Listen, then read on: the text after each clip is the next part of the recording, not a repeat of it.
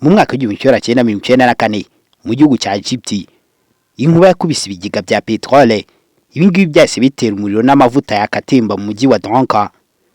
Icyo gihe hapfuye abantu bagera muri 469. Abantu bapfuye kubera ingaruka zatewe n'inkuba ntabwo ari inkuba ubwabo yabiciye, ariko se ibiganiro aho babisanga. Bino biganiro babisanga kuri Kingdom JBTV. Naho ngiye nitwa Bombiva. Niba wamaze gukanda subscribe ngo hayikaze twinjire no mu biganiro byacu.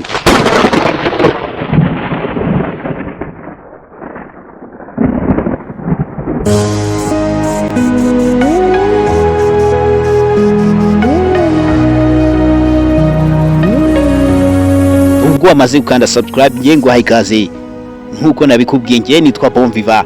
Turi mu kiganiro cy'inkuba ishobora kuba yarisha abantu benshi kuri isi ya rurema. Ubundi inkuba yisha abantu benshi mu gikorwa kimwe cyanditswe neza mu mateka yabaye ku itariki 23 Ukuboza, aho hari mu mwaka w'1975. cyari igihugu kimwe, ariko si iki gihugu ni ikihe? Cyari igihugu cya Zimbabwe, ariko icyo gihe ntabwo cyitwaga Zimbabwe. Icyo gihe igihugu cyitwaga Rhodesia. Iyo gihe abantu barenga 21 bahise bapfa nyuma yuko inkuba yari imaze gukubita akazu bari bahungiyemo kubera imvura nyinshi ndetse n'umuyaga. Iyi niyo nkuba yari ifite agahigo kandi ifite n'ubukana bwo kwica abantu benshi icyarimwe mu buryo butaziguye. Ubundi dore uko byatangiye.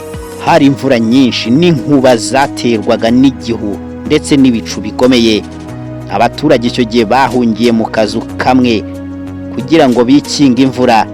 Inkuba yakubisa ako kazu maze umuriro w'amashanyarazi unyura mu bantu bari muri ako kazi imbere, bose nta n'umwe usigaye, maze bahita bapfa. Ibingibi bikaba byarabereye mu gace kitwa Manikar, Chinamas.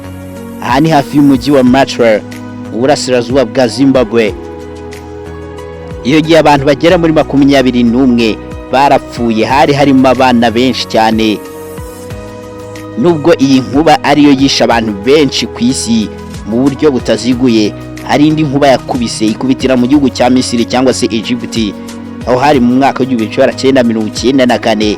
Iyi nkuba yakubise ibigega byari birimo petrole, ibingibi byateye umuriro n'amavuta maze yakatemba mu mujyi wa Barenga.